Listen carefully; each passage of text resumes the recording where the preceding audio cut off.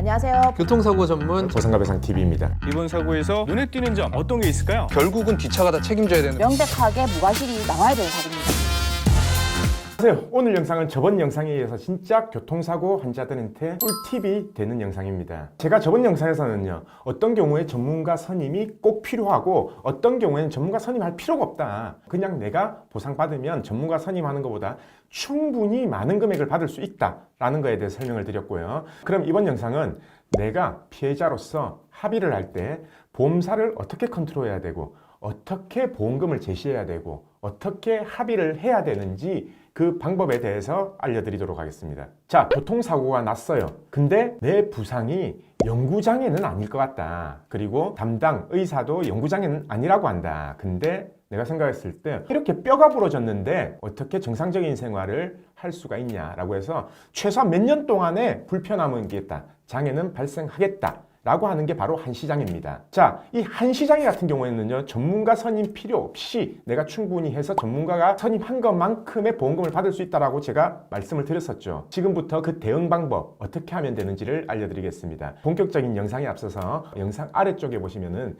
좋아요 표시, 구독 설정 부탁드리겠습니다. 자, 우선 우리가 사고로 뼈가 부러졌거나 인대가 끊어졌거나 라고 하면요, 영구장애가 되는 진단보다 한시장애가 되는 진단이 훨씬 많습니다. 앞선 영상에서는 제가 어떤 경우 영구장애가 발생한다라는 거는 말씀을 드렸고요, 그 진단명까지 말씀을 드렸습니다. 그래서 앞 영상 안 보신 분들은요, 이 영상 끝나고 나서 바로 앞 영상을 한번 다시 보시기를 추천드리고요. 지금부터 제가 말하는 내용은요, 저희 보상가 배상에서 수백 건 수천 건의 합의를 진행하고 소송을 진행한 결과를 토대로 말씀드리는 거기 때문에 케이스 바이 케이스에 따라서 달라질 수는 있다라는 점 명심하시길 바랍니다. 자, 제가 한시장애 같은 경우는요, 합의를 잘해야 된다고 했죠. 까딱 잘못했다가는 이 한시장애로 소송을 진행했다. 합의금보다 훨씬 더 작은 금액이 판결이 될 수 있다는 얘기죠. 그래서 그거를 바로 판단할 수 있는 전문가, 그 전문가가 꼭 필요하다라는 겁니다. 자, 그럼 어떻게 하면은 한시장애의 경우 전문가를 선임하는 것보다 더 많은 금액을 받을 수 있냐, 그 방법에 대해서 이제 하나하나 말씀드릴 건데요. 우선 첫 번째, 골절이나 인대 파열로 수술을 한 경우라면요, 최소 장애 2년은 됩니다. 자, 그리고 한시장애 최소 2년이면 최대는 한시장애로 몇 년까지 받을 수 있냐, 거의 대부분의 보험사가 실무적으로는요 5년까지를 한시장애로 봐요. 그리고 한시장애가 5년 이상 보험사에서 만약에 제시한다, 7년, 10년 제시한다,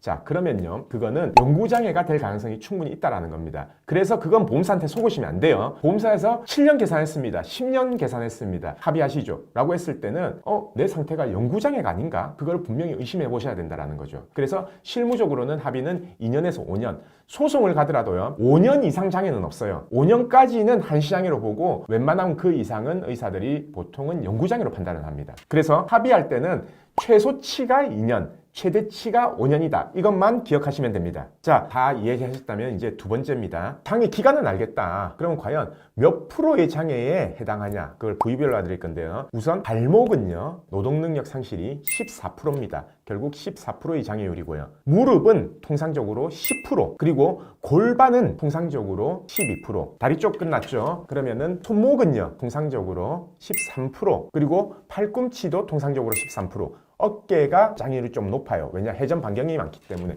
그래서 어깨는 통상적으로 18%에 해당해요. 그리고 척추 같은 경우에는 27%부터 32%까지 장애에 해당합니다. 자, 27% 같은 경우에는 경추, 29% 같은 경우에는 등, 그리고 32% 같은 경우에는 허리, 이렇게 생각하시면 돼요. 자, 두 번째까지 이해되셨죠? 그럼 이제 세 번째입니다. 2년, 3년, 5년, 이 세 가지 계산하는 것만 아시면 되겠죠. 2년에서 5년까지로 했기 때문에 보통 4년은 없어요. 그래서 2년, 3년, 5년, 이 세 가지만 내가 계산을 하고 그 계산한 금액의 최대치를 보험사한테 요구하고 아무리 합의를 못해도 이 최소치는 받아야 된다. 요것만 기억하시면 돼요. 자, 그럼 계산하는 방법은요, 예를 들어서 내 무릎이 골절이 됐어요. 그리고 소득은 일용 근로자로 이제 책정이 돼서 대략 한 300만 원 정도라 칩시다. 그러면은 내 무릎의 장애율이 10%이기 때문에 300만 원 곱하기 10%죠. 한 달에 30만 원을 보상을 받아야 된다는 거예요. 언제까지? 최소 2년부터 5년까지. 자, 그럼 계산해 보세요. 2년이 24개월이죠. 그러면은 300만 원 곱하기 24개월 하니까 2년 장애는 720만 원이 되겠죠.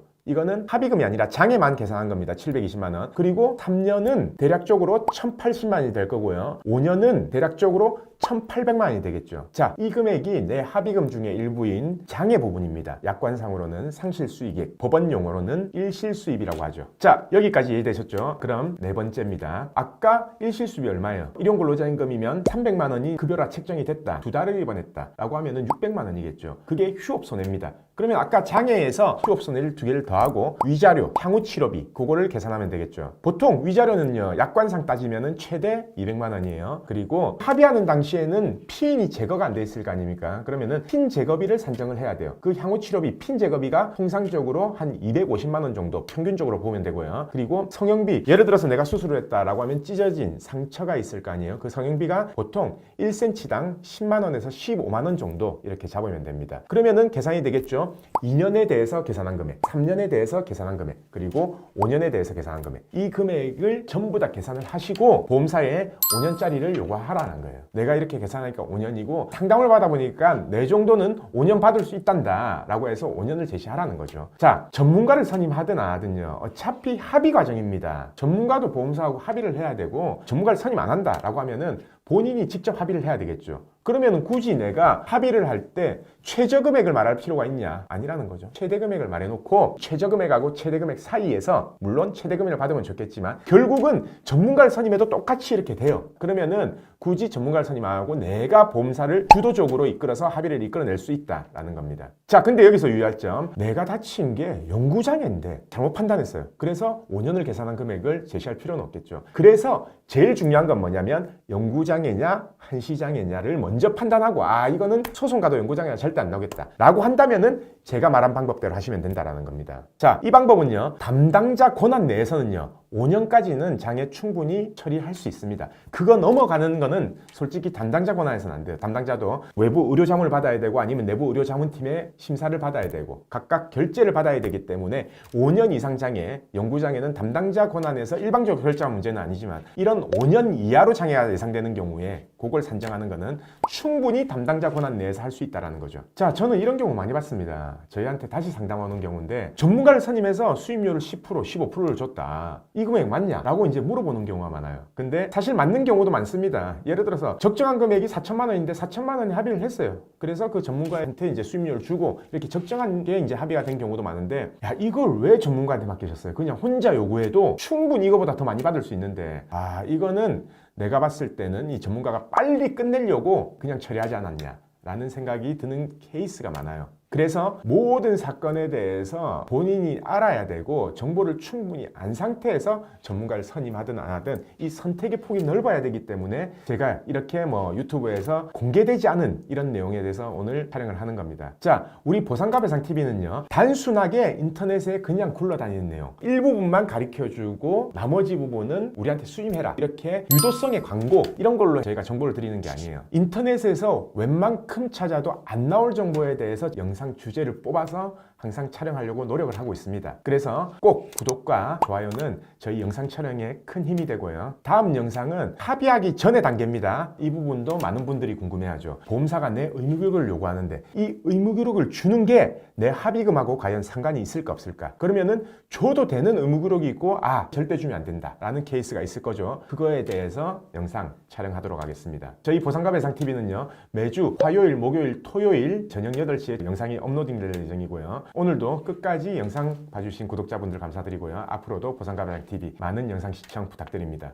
저희 보상가배상 로펌은요 전화, 카카오톡, 폰메일 상담, 카페 상담 등으로 상담받을 수 있습니다. 저희는 서울과 부산에 사무실이 있고요. 전국 번호는 1544-3102로 문의 주셔도 되고 카카오톡에서 보상가배상을 검색하셔서 카톡으로 문의 주셔도 됩니다. 그리고 이 영상 댓글란을 보시면 메일로 신청하는 링크를 클릭하셔서 자세하게 작성해 주셔도 저희가 전화를 드리고 있습니다. 단 이게 후유장애가 남지 않는 2-3주 진단 같은 경우에는요 유선 상담을 하지 않고 있는 점 양해 부탁드리겠습니다.